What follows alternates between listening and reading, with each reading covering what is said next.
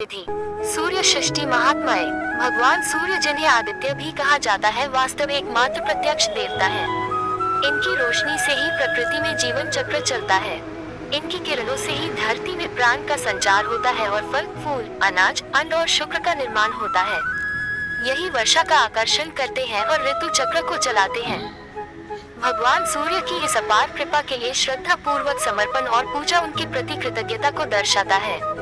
सूर्य षष्ठी या छठ व्रत इन्हीं आदित्य सूर्य भगवान को समर्पित है। इस महापर्व में सूर्य नारायण के साथ देवी षष्ठी की पूजा भी होती है। दोनों ही दृष्टि से इस पर्व की अलग अलग कथा एवं महात्म्य है। सबसे पहले आप षष्ठी देवी की कथा सुनिए। तारांकन तारांकन तारांकन तारांकन तारांकन तारांकन तारांकन तारांकन। छठ व्रत कथा। एक थे राजा प्रियव्रत, उनकी पत्नी थी मालिनी।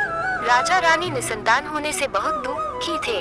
उन्होंने महर्षि कश्यप से पुत्रेष्ठी यज्ञ करवाया। यज्ञ के प्रभाव से मालिनी गर्भवती हुई, परंतु 9 महीने बाद जब उन्होंने बालक को जन्म दिया तो वह मृत पैदा हुआ। प्रियव्रत इससे अत्यंत दुखी हुए और आत्महत्या करने हेतु तत्पर हुए।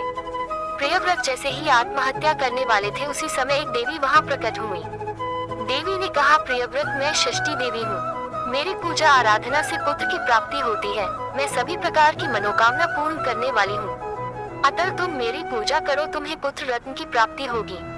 राजा ने देवी की आज्ञा मानकर कार्तिक शुक्ल षष्ठी तिथि को देवी षष्ठी की पूजा की, जिससे उन्हें पुत्र की प्राप्ति हुई। इस दिन से ही छठ व्रत का अनुष्ठान चला आ रहा है। एक अन्य मान्यता के अनुसार भगवान श्री रामचंद्र जी जब अयोध्या लौटकर आए, तब राजतिलक के पश्चात उन्होंने माता सीता के साथ कार्तिक शुक्ल षष्ठी तिथि को सूर्य देवता की व्रतोपासना की और उस दिन से जनसामान्य में ये पर्व मान्य हो गया और दिनानुदिन इस त्योहार की महत्ता बढ़ती गई व पूर्ण आस्था एवं भक्ति के साथ ये त्योहार मनाया जाने लगा। तारांकन तारांकन तारांकन तारांकन तारांकन तारांकन तारांकन तारांकन। छठ व्रत विधि।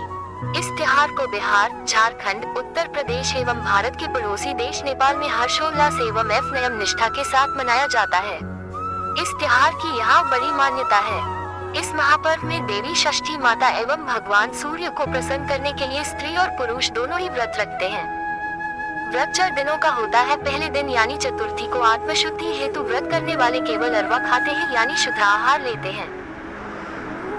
पंचमी के दिन नहा खा होता है, यानी स्नान करके पूजा पाठ करके संध्या काल में गुड़ और नए चावल से खीर बनाकर फल और मिष्टान से छठी माता की पूजा की जाती है। फिर व्रत करने वाले कुमारी कन्याओं को एवं ब्राह्मणों को भोजन करवाकर इसी खीर को प्रसाद के तौर पर खाते हैं। षष्ठी के दिन घर में पवित्रता एवं शुद्धता के साथ उत्तम पकवान बनाए जाते हैं।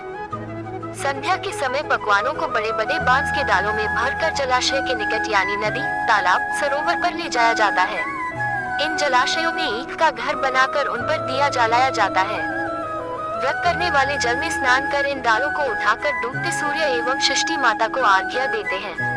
सूर्यास्त के पश्चात लोग अपने अपने घर वापस आ जाते हैं। रात भर जागरण किया जाता है। सप्तमी के दिन सुबह ब्रह्म मुहूर्त में पुनः संध्या काल की तरह डालों में पकवान, नारियल, केला, मिठाई भरकर नदी तट पर लोग जमा होते हैं। व्रत करने वाले सुबह के समय उगते सूर्य को आर्घ्य देते हैं।